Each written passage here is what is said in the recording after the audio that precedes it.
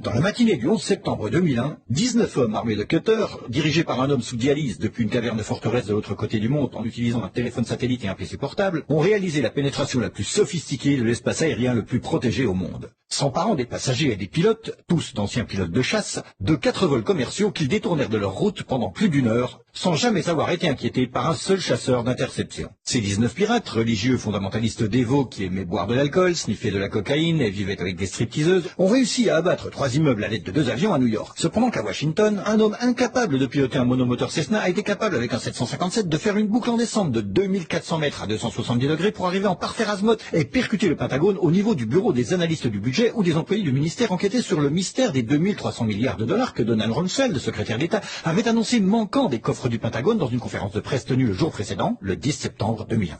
Par chance, les médias ont su qu'il avait fait en quelques minutes. Osama bin Laden. Et les grands pontes en quelques heures. Osama bin Laden. Les officiels dans la journée. Terrorists who committed these acts and those who harbored them. Et les preuves sont littéralement tombées dans la poche du FBI. That a hijacker's passport was found blocks from the World Trade Center crash site, if you can believe that. Mais pour une raison ou une autre, des conspirationnistes fous ont demandé une enquête sur la plus grosse attaque perpétrée sur le sol américain de toute l'histoire. Cette enquête a été retardée, sous-financée, sabotée, en conflit d'intérêts et menée secrètement du début à la fin. Elle était basée sur des témoignages obtenus sous la torture et dont on a détruit les enregistrements. Elle n'a pas mentionné l'existence du Building 7, Double Danger, Pletch, Civil Edmonds, Ben Laden et la CIA, et les manœuvres militaires simulant des avions détournés et jetés sur des immeubles menés au moment précis où c'était en train de se produire. Elle a été trompée par le Pentagone, la CIA, l'administration Bush, et à propos de Bush et Cheney, eh bien, personne ne sait ce qu'ils ont dit car leur témoignage était secret, pas enregistré, pas sous serment et à huis clos. Ce n'était pas important de chercher qui a financé les attaques, car cette question a peu de signification pratique. Cependant, la commission d'enquête du 11 septembre a brillamment répondu à toutes les questions du public, excepté la plupart de celles posées par les familles des victimes, et a pu pointer les fautes des personnes responsables, bien qu'aucune n'ait perdu son boulot, déterminant que ces attaques étaient dues à... Parce que...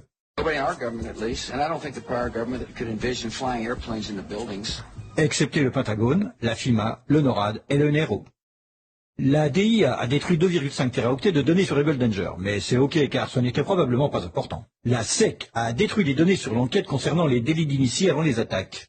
Mais c'est ok car la destruction des données relatives à la plus grosse enquête de toute l'histoire de la SEC fait partie de ses routines d'archivage.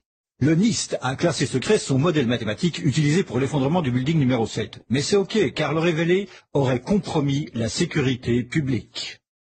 Le FBI a argué que tout ce qui concerne leur enquête sur le 11 septembre doit être tenu secret. Mais c'est normal, car le FBI n'a probablement rien à cacher. Cet homme n'a jamais existé, et rien qu'il ait dit ne mérite votre attention. Si vous dites le contraire, vous êtes un conspirationniste paranoïde qui mérite d'être mis au banc de l'humanité. Comme lui, et elle, et lui. Ben Laden a vécu dans une grotte forteresse des montagnes d'Afghanistan, mais il a pu s'échapper.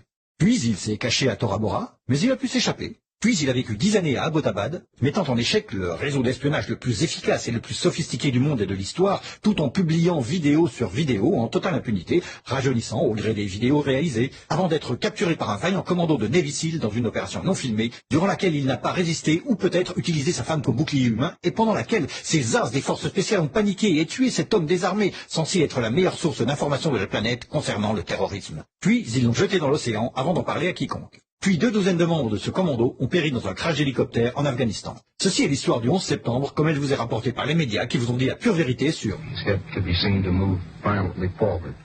Et... Et... Mobile production facilities. Et... The rescue of Jessica Lynch. Si vous avez un doute sur cette histoire, vous êtes une chure de rat, un paranoïaque, un cinglé, vous détestez les chiens et les enfants, et vous serez conspué par le monde entier. Si vous aimez votre pays, et la liberté, la joie, les arcs-en-ciel, le rock, les chiots, les tartes aux pommes, et votre grand-mère, alors vous n'émettrez jamais le moindre doute sur aucune des parties de cette histoire, à personne, jamais. C'était une annonce publique sponsorisée par les amis du FBI, de la CIA, NSA, DIA, SEC, MSM, Maison-Blanche, NIST et de la Commission sur le 11 septembre. Parce que l'ignorance, c'est la force.